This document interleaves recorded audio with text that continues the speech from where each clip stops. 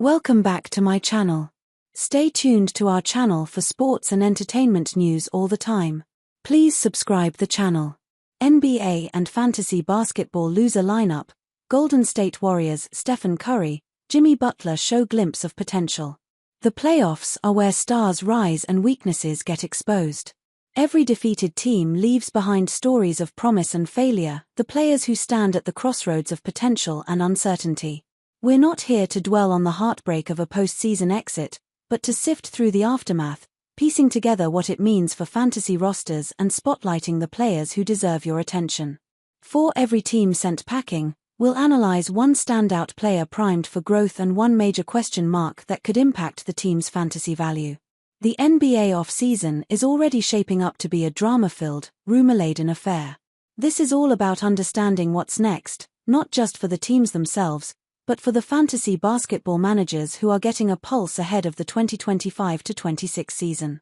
The Warriors' mid-season acquisition of Jimmy Butler ignited excitement for a possible championship pursuit. When both Butler and Stephen Curry shared the court, Golden State posted a dominant 23-7 record, showcasing the peak of what could have been a lethal duo.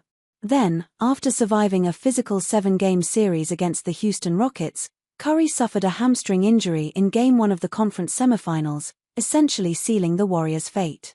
The Warriors fell 4-1 to a healthy and hungry Timberwolves squad, led by Anthony Edwards playing the Legend Slayer role to perfection. At full strength, the Warriors could hang with the best of the West, but time is running out.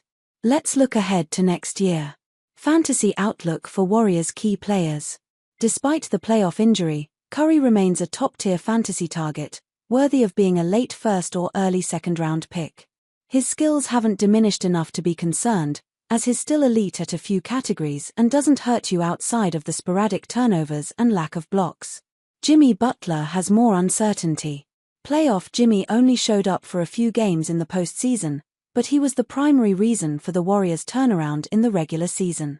Once he arrived, their defense morphed into one of the best in the league, and he helped settle the offense by drawing more fouls and reducing their turnover rate.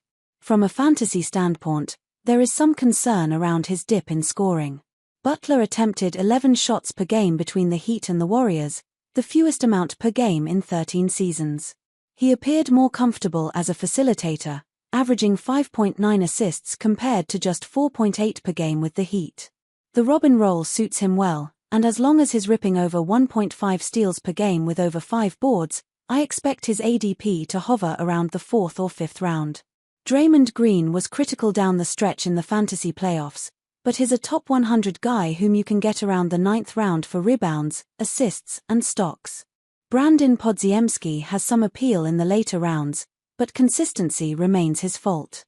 Moses Moody is also etched in as a starter, so keep an eye out for his off-season development.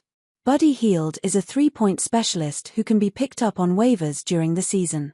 It feels like Kuminga's been in Steve Kerr's doghouse since he was drafted 7th overall in the 2021 NBA draft. The now 22-year-old has flashed his potential as an explosive, slashing wing throughout his tenure with the Warriors. Even in the playoffs, he came alive in the conference semifinals with Curry in street clothes and averaged 20.3 points, 3.0 rebounds, 1.2 assists and 1.2 stocks per game in 27 minutes off the bench. The downside is that JK never earned a steady spot in the rotation. The reasons varied, but he voiced his displeasure with his lack of minutes several times.